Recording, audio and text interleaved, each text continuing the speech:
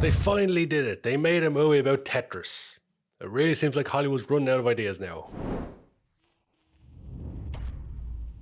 Hey guys, I'm Karl. Welcome to my movie film show. Feel free to subscribe down below if you would like to. We're getting very close to 1,000 subscribers, so subscribing right now will be greatly appreciated. But we're not here to talk about that today. Today, we're here to talk about a movie called Tetris, about the classic video game released in 1984. Tetris is a video game that was so simple in its design when you look back on it now, but it's still a popular game today. Now, it's not, Fortnite or whatever the biggest game is today. It doesn't have the greatest graphics of all time. There's not really much they can do to update it. It's basically the same thing over and over again, but it's a game that stood the test of time, especially with the likes of mobile coming out. People still play it nowadays, which can't be said for a lot of games that came out in the 80s. For such a simple little game, it's had a hell of a lifespan, and now they've made a movie about it. And when I saw they were making a movie about it, my initial thought was, what the hell's that movie going to be about? The game is falling blocks. It doesn't seem like there's a lot of story there, but it turns out the story behind Tetris is quite interesting, at least the one that they put into the movie. The movie stars Taron Egerton, who is becoming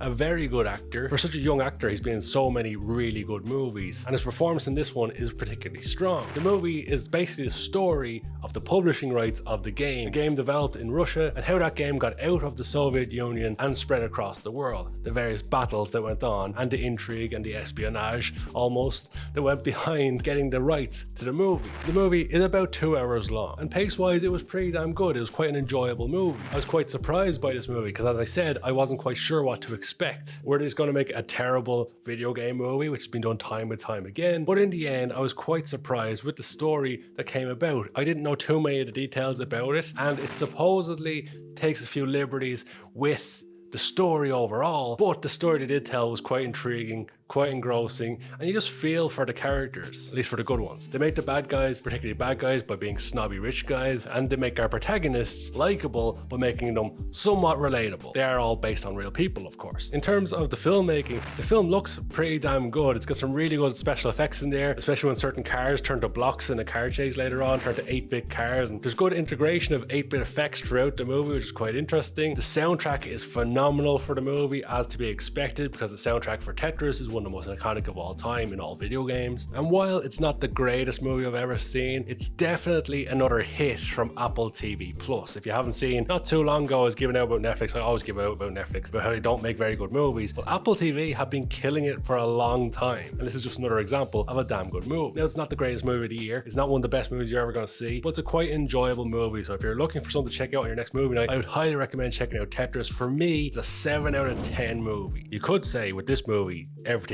just fell into place. And when you joke that bad, I think it's time to end the video, so I'll catch you in the next review.